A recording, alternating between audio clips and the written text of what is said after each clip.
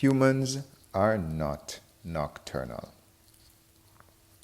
Welcome to another episode of Morning Meds, FamilyFamily.com's devotional spotter for males to meditate on Yahweh's word for good success as defined in Joshua 1 verse 8. We're grateful that you are still marching with us through the scriptures or with the scriptures. And today we are on the title, A Light to the Nations. And this is on the general topic of hope.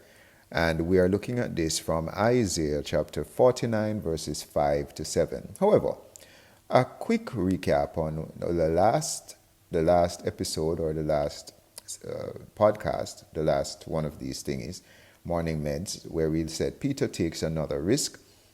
And that was from Acts 10, 24 to 38. And we're showing here that Christians, those who follow this lowly Jewish carpenter, controversial carpenter from a very despised place called Nazareth in Galilee, that those people are saved to take risks. And that follows, we have been following this from the general trend of Hebrews who were saved, who were selected from the rest of humanity to be God's special people, or the word holy people, unique people, set apart people. And the plan was that these people would not be insular. They would spread the message of Yahweh to the rest of the world through their life, and they would actively court people to become more like Yahweh. And we're seeing the Christians do this in a little more assertive way than traditional Jews have done in the past. So we're grateful for your attention, and we're saying Peter took a risk yesterday. We're looking today now, going back into the Old Testament, another fellow called Isaiah, one of the old-time, what we say, prophets, people who spoke on behalf of God, and they could speak, they could tell the future, they could predict what would happen in terms of major geopolitical shifts. We see somebody like Daniel doing that. But we are today looking at Isaiah 49, 5 to 7 on the topic, humans are not nocturnal.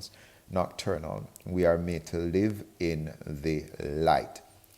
And we're going to be reading today Isaiah 49 verses 5 to 7. But the main thing we want to recognize is that, yes, we may be able to operate in dark situations, but we were created to operate in the light. So we want that to be a main thesis, a main thing that we tell our main Torah for, our teaching for our families, that we're not made for darkness, we're made for the light. We're made to live and operate in situations of illumination, not in chaotic and dark situations.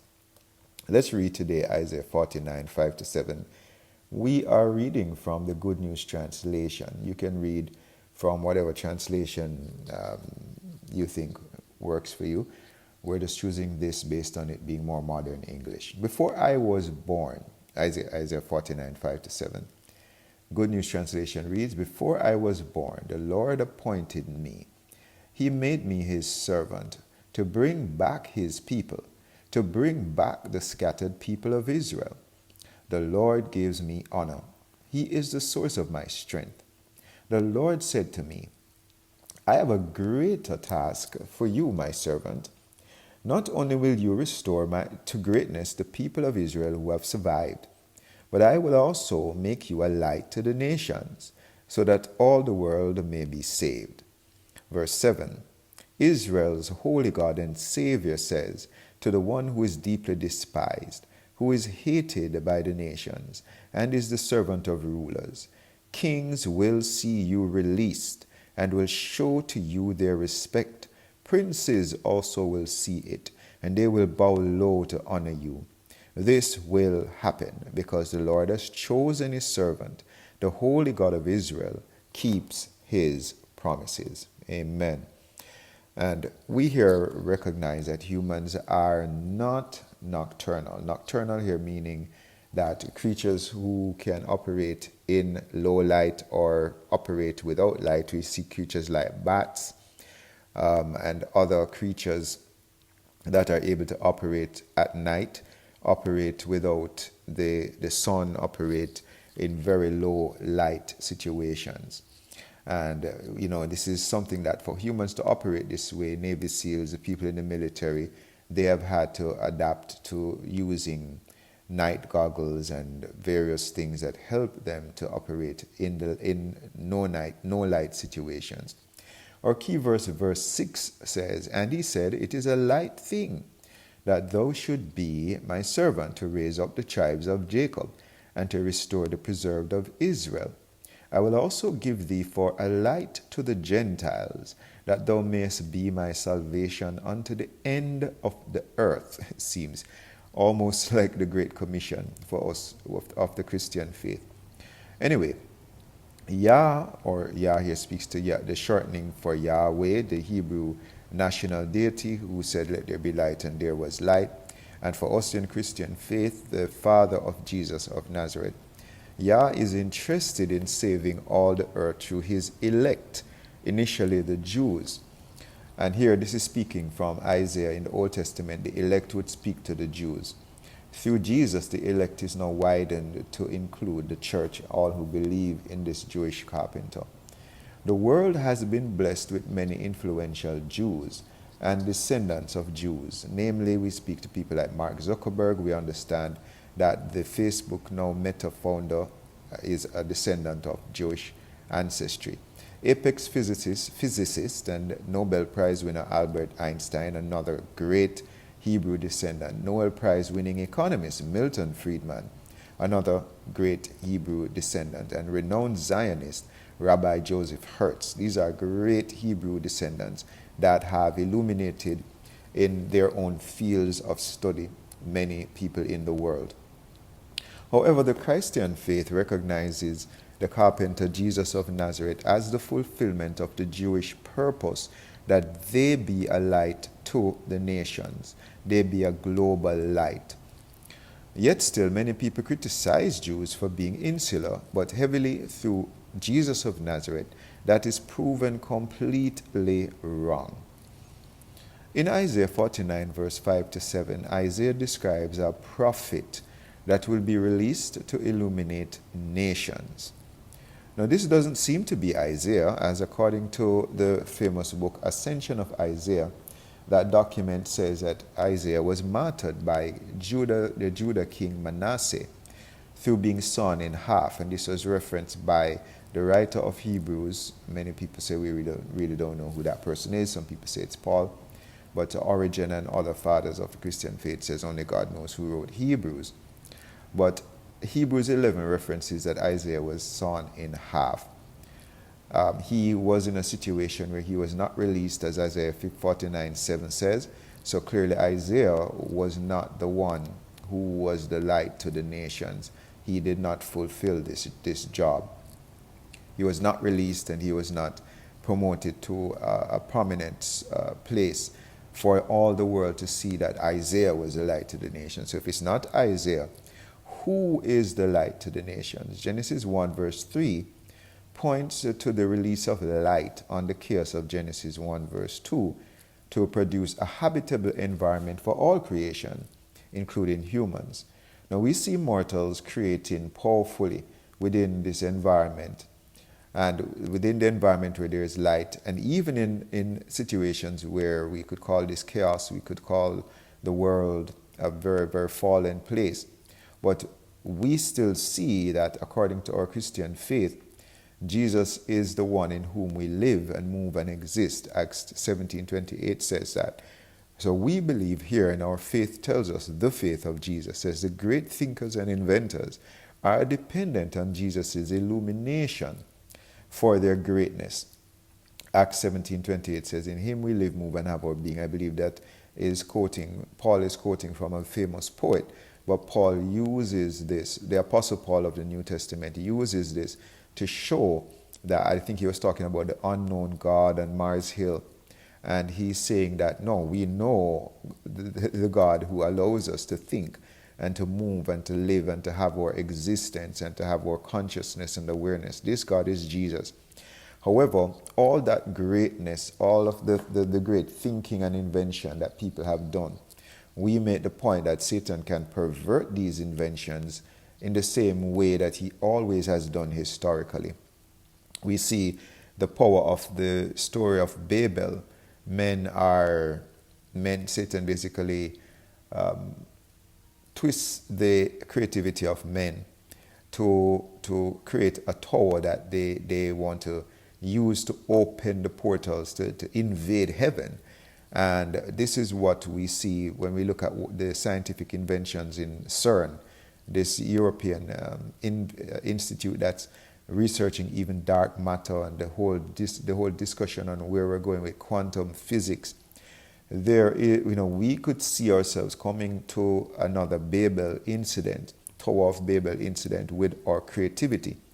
And the devil wants to twist that creativity to use it against the Lord, against humanity, for us to destroy ourselves and make the Terminator movie become alive.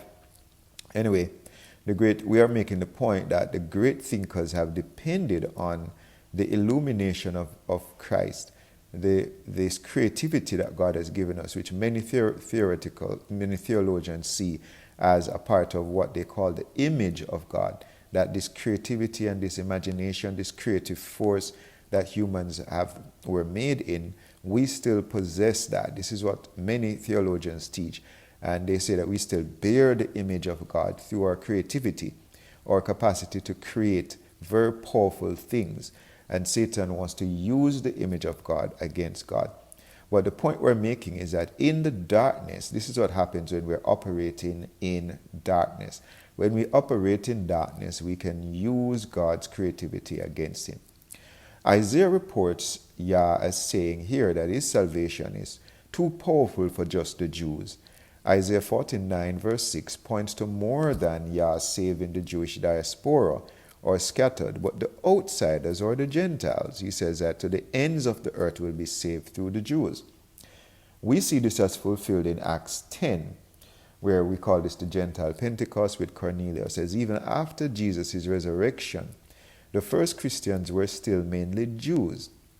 Jesus did share the gospel by sharing himself with Gentiles, such as the Samaritan woman and the Syrophoenician woman whose daughter he exorcised. I think the Samaritan woman was in John 4, the Syrophoenician woman that was exorcised in Mark 7, somewhere there, I believe.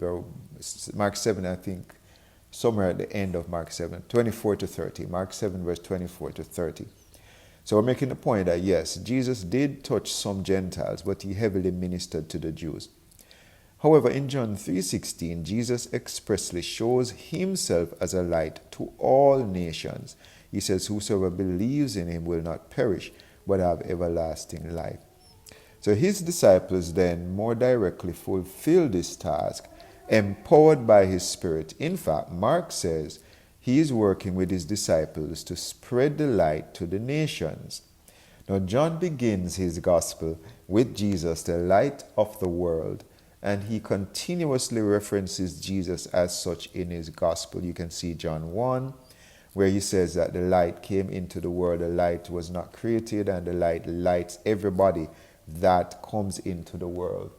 And John 8:12 also says Jesus saying explicitly, I am the light of the world.